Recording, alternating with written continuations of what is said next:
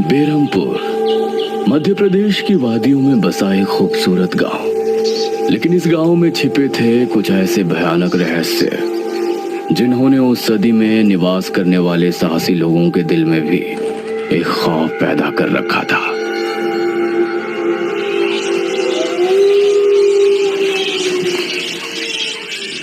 आज तो बहुत दिनों के बाद मित्रों से मिलना हो रहा है, बहुत आनंद आएगा। अरे मदन, कहाँ जा रहा है इस समय? पिताजी, मेरे मित्रों से इतने दिनों बाद मिलना हो रहा है। वो सुबह होने पर वापस नगर चले जाएंगे। अरे तुझे पता नहीं क्या, आज शनिवार की रात है। आज के दिन निशिर मोलो गांव में घूमते हैं। पिताजी, चाहे निशिर मोलो आए या नरकासुर, मुझे आज मेरे मित्रों से मिलने से कोई नहीं रोक सकता। ठीक है, लेकिन ध्यान रहे, जैसे ही तुमको उनके कदमों की आहट सुनाई दे और उनका वो मंत्र जिसको वो दोहराते हुए आगे बढ़ते हैं, तो उन्हें बिना देखे किसी ऐसी जगह छिप जाना जहां से ना वो तुमको देख सके ना तुम उनको। और जब तक उनकी आवाज आना बंद ना हो जाए, उनके सामने नहीं आना। वो 4 भयानक आदमी होते हैं जो अपने कंधों पर एक ताबूत को उठाए होते हैं, और अगर कोई उन्हें देख ले तो वो जिंदा नहीं बचता। मुझे पता है पिताजी, अब मैं चलता हूँ। ये कहकर मदन घर से निकल गया, लेकिन उसके पिता के चेहरे पर उसकी फिक्र साफ नजर आ रही थी। निशिर मोलो आ जाएंगे और साथ ले जाएंगे।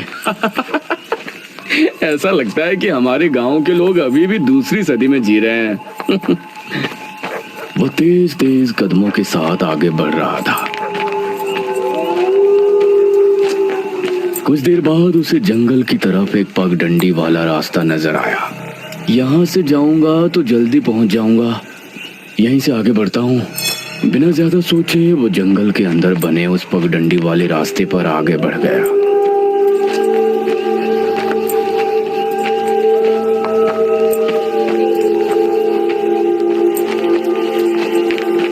आज तो बहुत मजा आने वाला है, मिलकर खूब मदिरा पान भी करेंगे।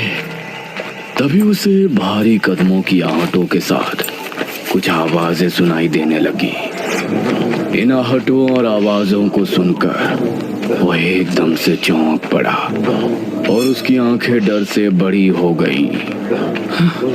हे भगवान!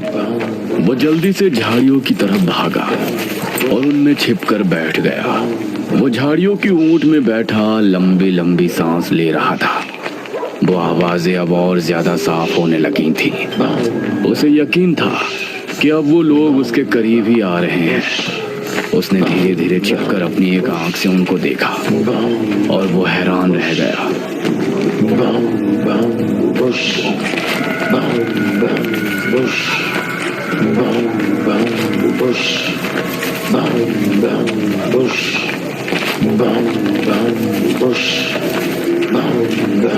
हे भगवान, मैंने इन्हें देख लिया।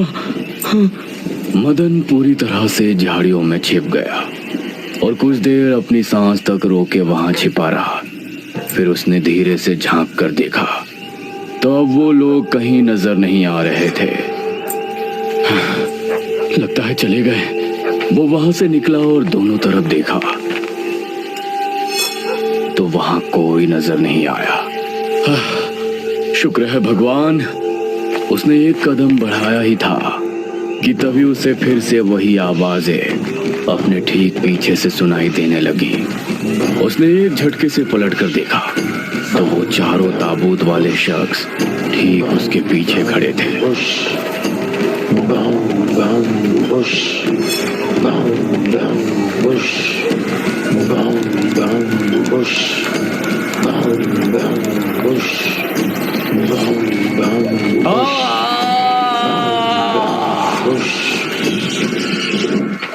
इस तरफ जब देर रात भी मदन वापस नहीं लौटा तो उसके पिता को उसकी चिंता होने लगी। उसने गांव के एक आदमी विपुल को साथ लिया और जंगल की तरफ रवाना हुआ।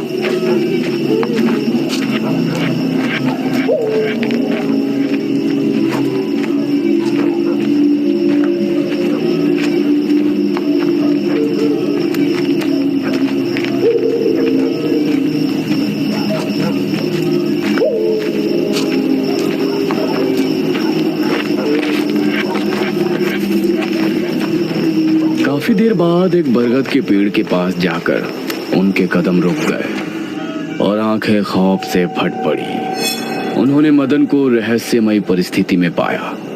उसके चेहरे पर डर और आंखों में खौफ ऐसा नजर आ रहा था कि जैसे उसने हादसे से पहले बहुत ही भयानक मंजर देखा हो। मदन! 400 साल बाद अंधेरा जंगल, सुनसान रास्ता, चारों तरफ सिर्फ पेड़ पौधे और कोहरा। मेघना उनके बीच अकेली खड़ी थी। कोई है क्या? यहाँ कोई है? उसने कुछ कदम आगे बढ़ाए। उसके सवाल का कोई जवाब तो उसे नहीं मिला, लेकिन कुछ टपकने की टप टप की आवाज अब उसे बराबर आ रही थी। मैं यहाँ क्या कर रही हूँ? कौन लाया है मुझे यहाँ पर? वो खुद को वहां पाकर बहुत परेशान थी।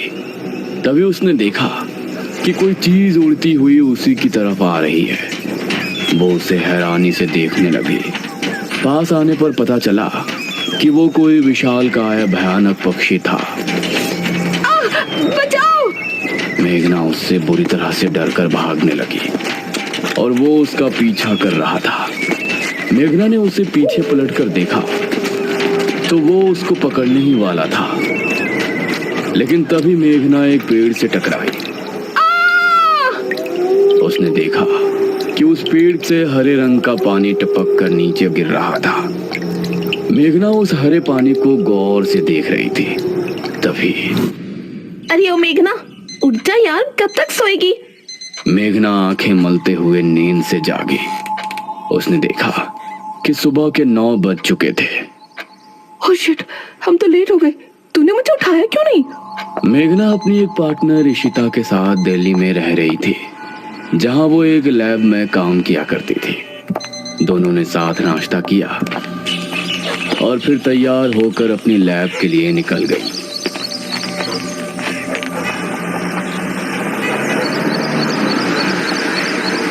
तेरा ऑमलेट खा खा कर मेरा पेट खराब हो चुका है। रोजाना कच्चा ही बना कर दे देती है। शुक्र मना कि कच्चा भी खाने को मिल तो रहा है। तेरे भरोसे रहेंगे तो वो भी नहीं मिलने वाला। सोकर ही 9 बजे उठती है।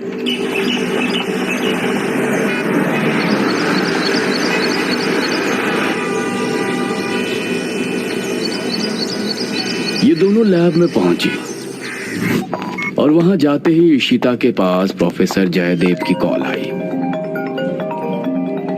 तुम दोनों ने इस बार बहुत समय ले लिया है। जो एंटीडोट बनाने का काम तुमको दिया था वो पूरा करोगे या नहीं? प्रोफेसर साहब, बस ये समझ लीजिए कि काम होने ही वाला है। आप हमें 3 दिन का समय और दीजिए।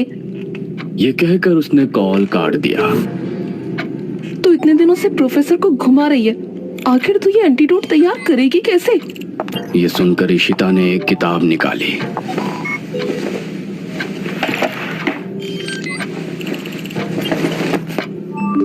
यार देख ये किताब, इसमें बहुत से ऐसे लिक्विड के बारे में लिखा है जिनकी कहानी पुरानी दंत कथाओं और लोक कथाओं से जुड़ी है। तो तू कहना क्या चाहती है? मुझे इस किताब में बहुत ही अनोखे लिक्विड के बारे में पता चला है, जिसे मृत्युंजय अमृत कहते हैं। हम उस लिक्विड का टेस्ट करेंगे और अगर वो हमारे काम का निकला तो उसे यूज भी कर सकते हैं। मृत्युंजय अमृत? देख, मैं तेरे साथ कहीं नहीं जाने वाली हूँ। ये सब बातें बकवास होती हैं। अरे देख तो सही, इस पेड़ से हर पूर्णमासी की रात ये हरा लिक्विड टपकता है। तभी मेघना ने देखा कि उस पन्ने पर किसी मृत्युंजय अमृत के बारे में लिखा था और उसमें ठीक वही पेड़ दिखाया गया था जो मेघना रोजाना अपने सपने में देखा करती थी। मतलब उस हरे पानी की बात ही इस किताब में लिखी थी। हे भगवान, क्यों हिला डाला ना? है ना इंटरेस्टिंग? मेघना ने कुछ सोचा और फिर जवाब दिया, हाँ। तो हम दोनों कल ही बीरमपुर गांव के लिए निकलते हैं।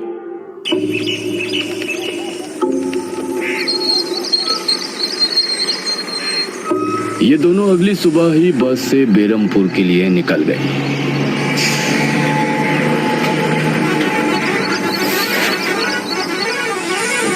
वैसे एक बात बता, तू मेरे साथ वहां जाने के लिए एक ही बार में कैसे राजी हो गई? मेघना ने सच को छिपाते हुए कहा, ऐसी अनोखी चीज देखने के बाद भला कौन नहीं होगा जो इसको देखना नहीं चाहेगा?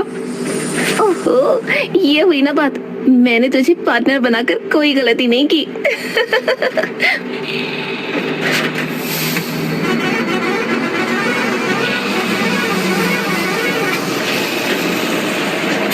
ये दोनों 5 घंटे के सफर के बाद एक जगह उतरी। इनके ठीक सामने एक बड़ा सा गेट था जिस पर नाम लिखा था बेरमपुर। इशिता और मेघना ने जैसे ही गेट के अंदर कदम रखा तो अचानक से मौसम बदला। सूरज मानो बादलों के पीछे छिप गया और एक हवा अपने साथ आंधी ले आई। अरे वाह, गांव का मौसम तो बहुत ठंडा है। इधर गांव के लोग भी अचानक बदलते मौसम को देखकर हैरान रह गए।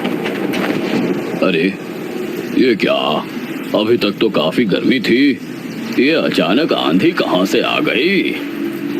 मुखिया जी, लगता है बारिश भी जरूर आएगी। इधर मेघना और इशिता दोनों ही गांव की तरफ बढ़ रही थी। यार, ये गांव के लोग ठीक तो होंगे ना? गांव के लोग तो ठीक ही होते हैं, अजीब तो हम शहर वाले होते हैं। ये बात तो तूने बिल्कुल पते की कही। इशिता और मेघना दोनों गांव के चौक पर पहुंची। वहां एक कुआं भी था और वही मुखिया भी 2 आदमियों के साथ खड़ा था। अरे बच्चियों, तुम दोनों कौन हो? अब नमस्ते जी, मेरा नाम इशिता है और ये है मेरी दोस्त मेघना। अच्छा बेटा, वैसे हमारे गांव में किस वजह से आना हुआ? वो असल में वो अंकल, हम लोगों को अपनी स्टडी के लिए 5 गांवों के बारे में लिखना है, इसलिए हम लोग यहाँ आए हैं। इसके बाद और 4 गांवों में जाएंगे। ओह अच्छा, फिर तो ठीक है बच्चों, हम तुम्हारी जितनी हो सके उतनी मदद करेंगे। जी अंकल, क्या हमें यहाँ कुछ दिन के लिए रहने के लिए कोई घर मिलेगा किराए पर? अरे बच्चों, तुमको किराए की घर की क्या जरूरत है? तुम दोनों जब तक चाहो मेरे ही घर में रह सकती हो। ठकुराइन वैसे भी लड़कियों से बहुत प्यार करती है। जी शुक्रिया अंकल।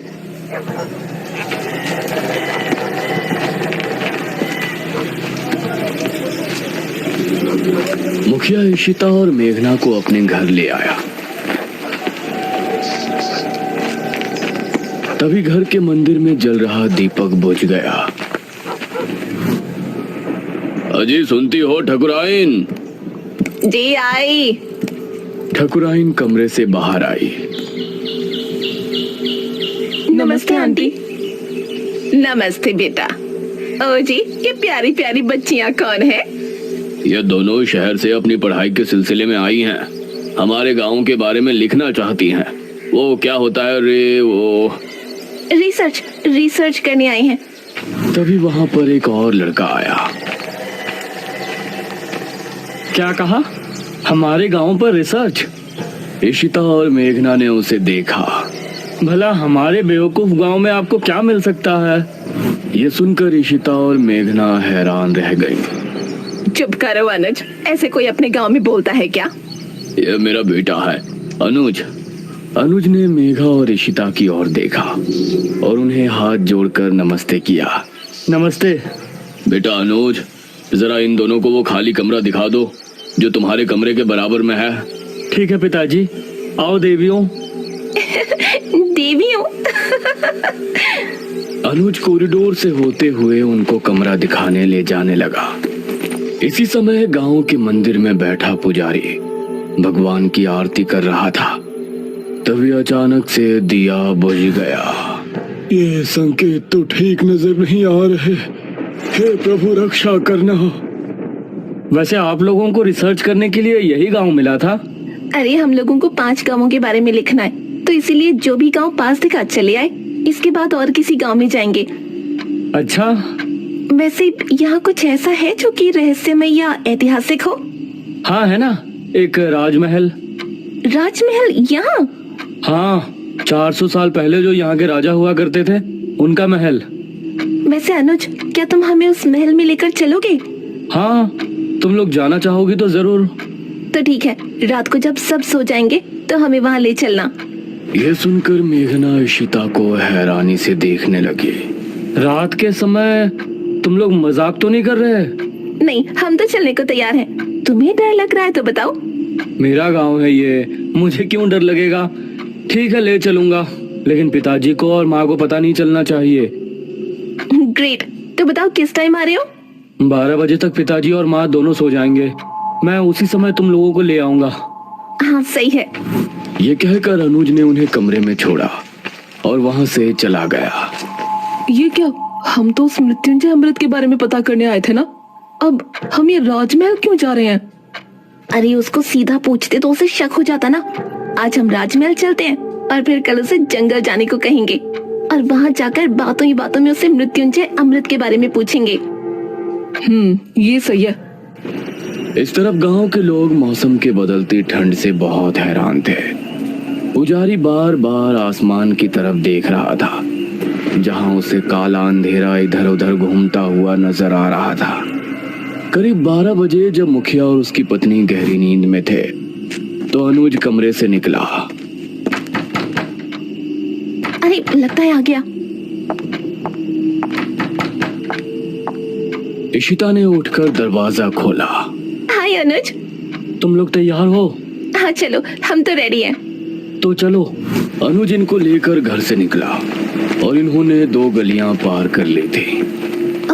उफ, तुम्हारे गांव में हवा इतनी ज्यादा चलती है क्या?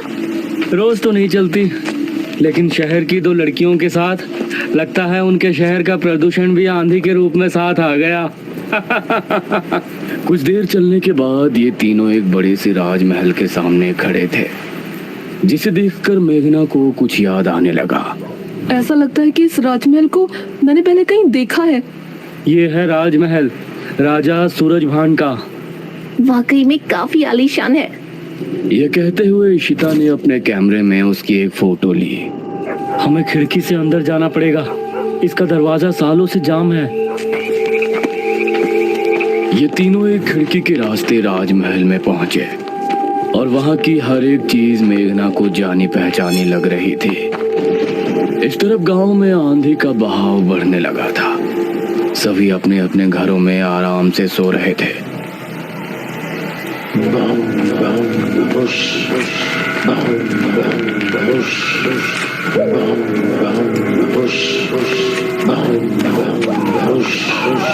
अरे ये आवाज तो निशिरमोलो। गांव के सभी लोगों के दिलों में खौफ उतर आया। उसी समय मुखिया के कमरे में गांव का पुजारी हड़बड़ाता हुआ पहुंचा। मुखिया जी उठिए। मुखिया चौंकता हुआ नींद से जागा। क्या हुआ पुजारी जी, इतनी रात में आप? गांव में निशीर मोलो की आवाज गूंज रही है, सब बहुत डरे हुए हैं। पुजारी जी, ये कैसे हो सकता है? निशीर मोलो यहाँ कैसे आ सकते हैं? वो तो कई सालों पहले सो गए थे। जरूर कुछ ऐसा हुआ है जिससे वो जाग उठे थे। हमारा मन बहुत विचलित हो रहा है। गांव के सभी लोग अपने अपने घरों में जाग चुके थे और डरे बैठे थे। यह आवाज सभी के दिलों में खौफ पैदा कर रही थी। मेघना, इशिता और अनुज तीनों इस बात से बेखबर राजमहल में घूम रहे थे। ये कैसी आवाज है? हाँ, मैंने भी सुनी। ऐसा लग रहा था कि कोई सिपाही भारी जूतों के साथ गलियारे में चहलकदमी कर रहा है, लेकिन दूर दूर तक कोई नजर नहीं आ रहा था। उसी समय गांव के 2 आदमी संपत और कप्ता जंगल की सरहद पर बैठे हुए जुआ खेल रहे थे। अरे संपत यार, चल घर चलते हैं, अब बहुत समय हो गया। ओहो, अब तू हार रहा है तो घर चलते हैं। अरे चुपचाप पूरी बाजी खेल, इससे पहले तो मैं तुझे जाने नहीं दूंगा। हाँ। ये सुनकर कप्ता फिर से उसके साथ पत्ते बांटने लगा। उन दोनों को यह आवाज सुनाई दी। तेज आंधी की हवाओं में उनकी आंखें बहुत मुश्किल से खुल रही थी। उन दोनों ने देखा कि सामने से 4 आदमी अपने कंधों पर एक ताबूत उठाए मंत्र पढ़ते हुए चले आ रहे हैं। संपत और कप्ता इससे पहले कुछ करते, वो चारों आकर उनके सामने रुक गए। हवा का रुख थोड़ा कम हुआ। वो चारों अपनी लाल चमकती आंखों से संपत और कप्ता को घूर रहे थे। इधर इशिता, मेघना और अनुज को एक दरवाजा खोलने की तेज आवाज सुनाई दी और वो चौंक पड़े। न जाने उस दरवाजे से कौन निकला। जिसको देखकर ये तीनों चौंक पड़े। वहीं संपत और कप्ता के सामने खड़े वो चारों शख्स जो कि निशूर मोलो थे, उनके कंधों पर रखा ताबूत खुल गया और उसके खुलते ही संपत और कप्ता की चीख पूरे गांव के लोगों ने सुनी, जिसे सुनकर सभी गांव के लोग डर गए।